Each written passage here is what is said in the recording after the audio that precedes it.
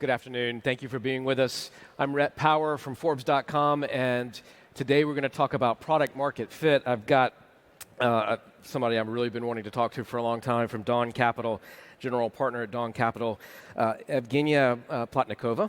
It's good to be with you today. So, one of the most common questions you get probably from entrepreneurs and from people who are starting businesses and looking to raise money is, how do I do it, right? What are you looking for? And so when somebody says, we want to raise money, what's your answer, and what are you looking for? What's your answer to them? Reach out for the checkbook. Well, look, at Dawn, which is where I'm one of the partners, we focus on Series A onwards, and typically those are the startups that found the infamous product market fit. Right. And when we typically come in, it starts being about the company building. So, product market scale, if you like, where it's about people, processes, internationalizations many times. So, we're here in Lisbon today. We invest in software, and by definition, is global. So when we come in, you kind of reach that ethereal tipping point. Right. What do you, as a venture capitalist and capitalist firm, how do you define product market fit? It's more of an art than a science, and I know there's many different definitions of it. And I go back to the basics, to Mark Andreessen's definition of it, which still strong resonates.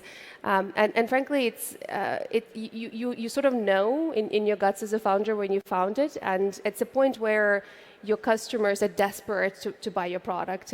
It doesn't have to be a perfect product. It's typically a form of an MVP that you have iterated on. They can't live without it. They want to pay for it, and the cash is piling up in your bank account, which means you scaling in a sustainable fashion. And your problem is not sort of sitting there and figuring out, well, what is the next feature I should launch to reach product market fit, but rather, how can I keep the ship on running, because there's so much demand that you can barely keep up with that. Do you think, we were talking backstage, and you brought up something that I hadn't really thought of when we were talking about this panel, and that's the sort of the fit of the entrepreneur, like entrepreneur fit for the product, right? So, or for the company. Yeah. Well, talk about that a little bit. Sure, no, absolutely. So there's sort of the three legs to the stool, which is the product, the market, and the team. And it's a little bit of a disagreement in I guess, in the venture capital community, or rather a preference, perhaps, depending on the stage that you invest in, which one is the most important. And for us at Dawn, when we think about the team specifically, we think about the team market fit. And it doesn't necessarily have to be a team that has, quote unquote, done it before, or founders that have done it before. There's plenty of examples where a team for whom it's perhaps even their first job that are extraordinarily successful. And so for us, it's the founders or the team that really understand why that is a specific pain point. It could be because they've lived and breathed the problem themselves. It was, they worked in that large enterprise themselves and they experienced the problem, and they came up with an idea of how to solve it. Or it could be through that iteration of finding that product market fit and kind of building, tearing the page out, starting again, and then finding something that actually lands and that people are desperate to buy. Do you think that you can build a process to find product market fit? Do you think this is something that people can build a process around? Well, it is sort of a little bit elusive and at times hard to measure. There have been multiple attempts to try and do that. Obviously, people buying the product is the easiest way to measure, right? So the hard dollars tell the truth at the end of the day. People previously have talked about NPS being an interesting measure. The most interesting and the latest ones perhaps is Rahul's of Superhuman survey, right? So what would effectively happen if my product didn't exist? If you couldn't access it anymore, how would you feel? And measuring the percentage of people that would effectively say very disappointed.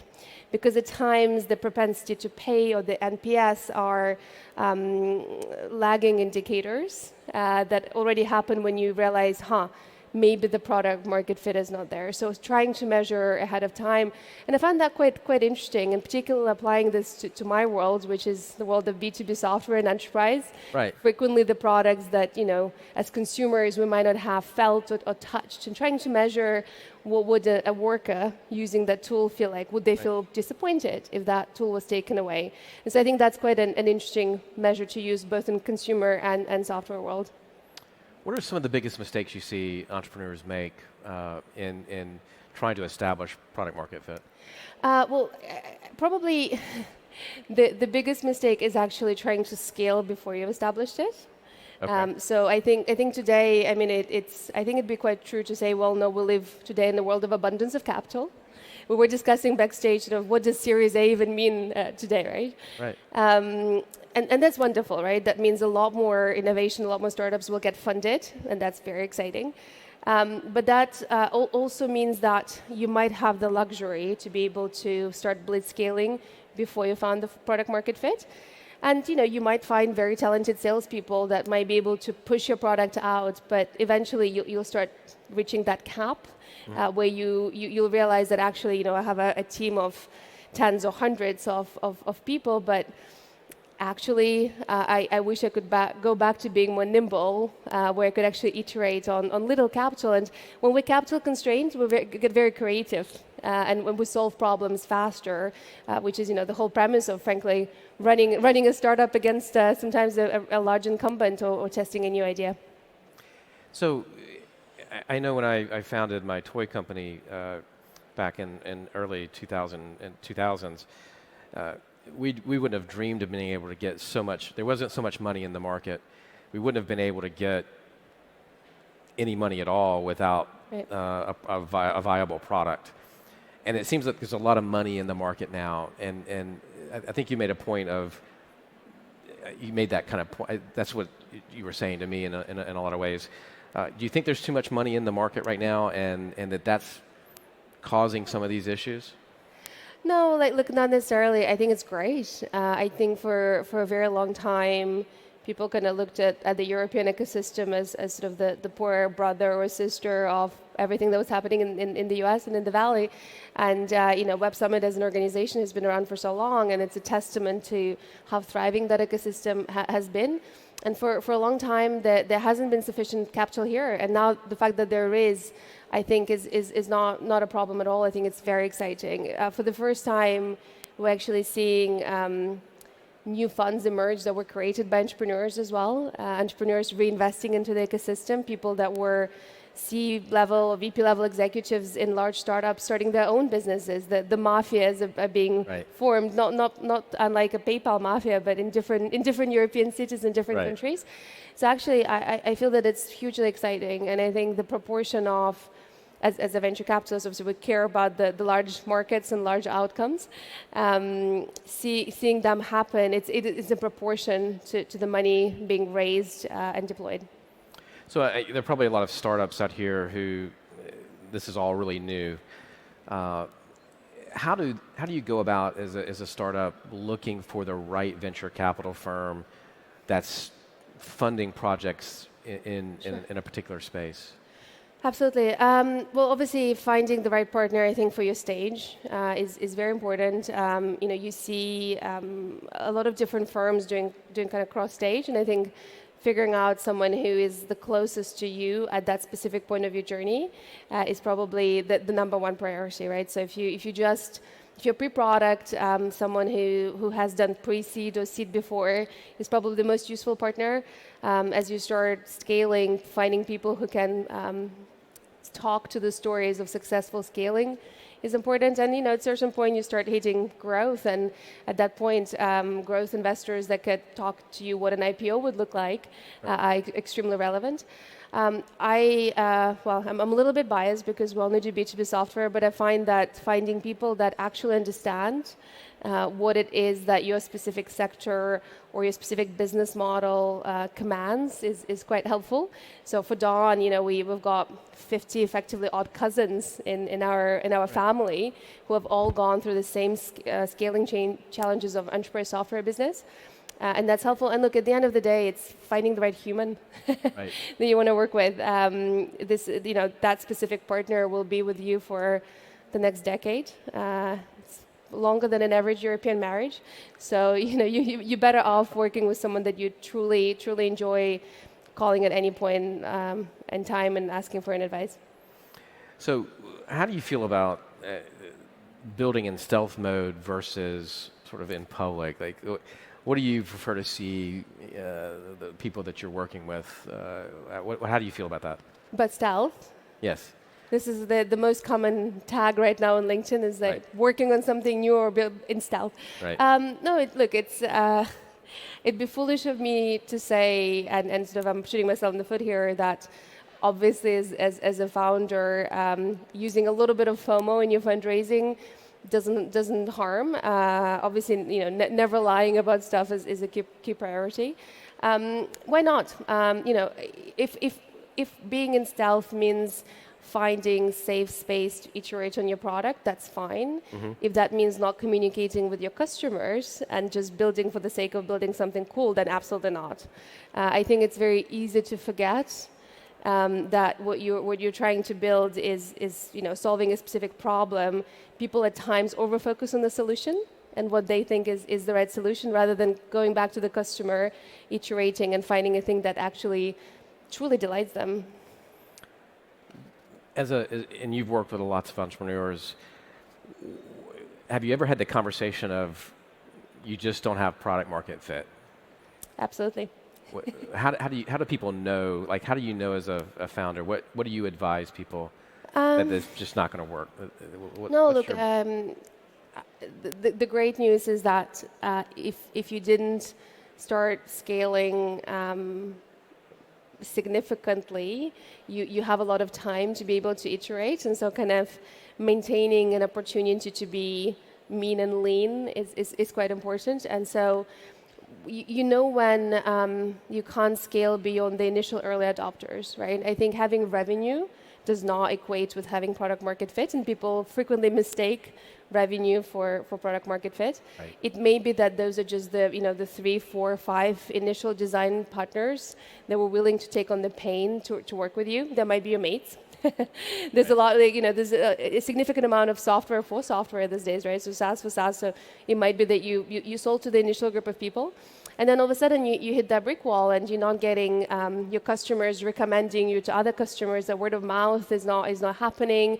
You need to spend $1 to acquire a customer that only will pay you 75 cents, and so you kind of start understanding, okay, like I'm not there yet, and that's fine, right? Like the journey is winding. It's when you look back at successes, they all feel linear, but it's so far from reality. It is a journey's journey, and so when these conversations happen, it's about understanding. All right, well, look, with the technology that we have created, what is the potential new iteration of the product that we can use to take us to the next stage? What are some of the other customers that didn't buy our product? How was their pain expressed? Was it slightly different? Do we need to rethink how the business model that works? Perhaps the product is great, but the way that we decided to sell it is not the right way that people want to buy.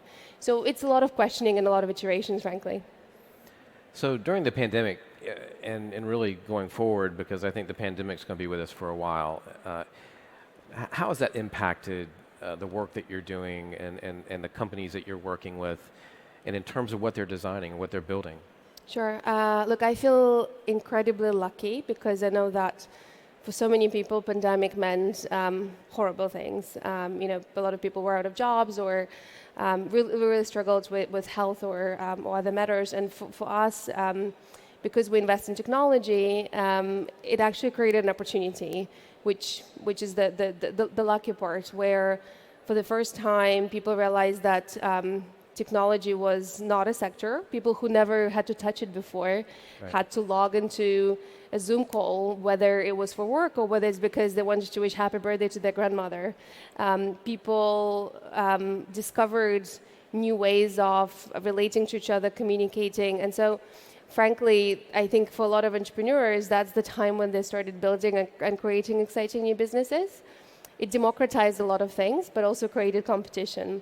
Right. Democratized because access to funding became in a way easier, because all of a sudden you could call a person in Japan or a person in the US, and it didn't matter because the time zone kind of got blurred. Right. It meant you could hire people there, but also meant that so could Amazon and so could Google, right? So it's sort of much more democratic, I think, in a way, but also in other ways more challenging. So again, you're walking the halls here. A lot of people here who are looking for funding, looking for help to build their businesses. How do you want to be approached as a venture capital? I think in the same way that an entrepreneur would like to be approached, which is in a thoughtful email. I try and respond to pretty much every email I get. And if you could see whether the person has actually gone to the website and read, hey, Evgenia invests in B2B software, and my consumer social network is probably not the right fit. Just that, frankly, sort of a short email that relates to what you as a venture partner focuses on is quite nice. And look, the reality is you will be building a relationship with your investor. And so if you feel that you can recognize yourself in the startups that they have backed before, that they've seen that pain before, in the business model that they have chosen, I think it probably will most likely make for a happy marriage. Okay, so I want to dig down into that a little bit more. Sure. So you'd like to get approached by email? Other things work too. I'm also on Twitter, so whatever works. Okay. And there's a lot of communication tools this day. How do I get your attention though? Like, how would do I start with the product? Do I start with the team? Do I start with, how do I craft an outreach that gets your attention? Absolutely. I mean, look, the reality is if you get introduced by someone, it's obviously the fastest way to respond. Okay. Some of the most exciting entrepreneurs I met were the ones that were introduced by entrepreneurs already invested in, and so that reference point is always helpful. But otherwise, I actually get fascinated by a specific problem.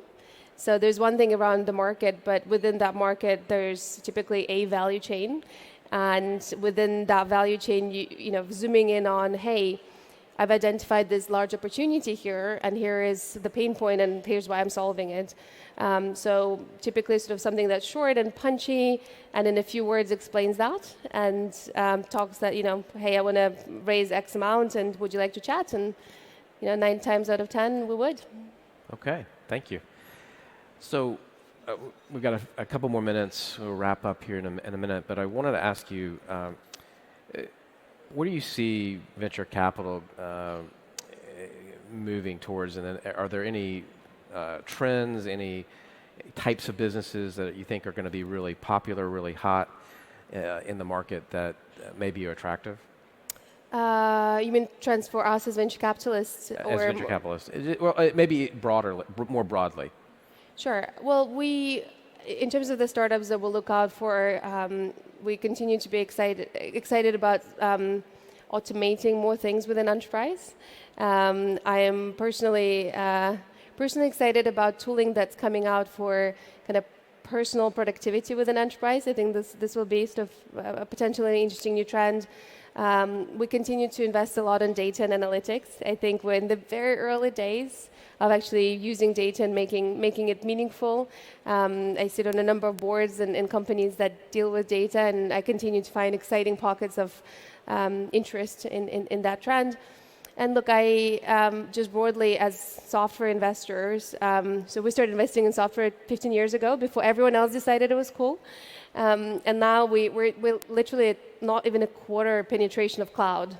Right, so there's so much more to go, and just think about all the other processes that are pen and paper today. That could be bits of software, that could be applications. It's just a world of opportunity in front of us. Oh, I wish I'd had another 5 minutes because I wanted to get into. You just brought up data, and I think that's a really relevant conversation to have about product market fit. Because what data do you follow? What data do you not follow? But we're almost out of time, so. Well, look, start with the Rahul Superhuman survey. Tracking the percentage of people that would be heavily disappointed if they didn't have your product. I think it's a good metric to start with. I don't disagree. Thank you very much, and thank you for being here with us today. Thank you. Thank you, everyone.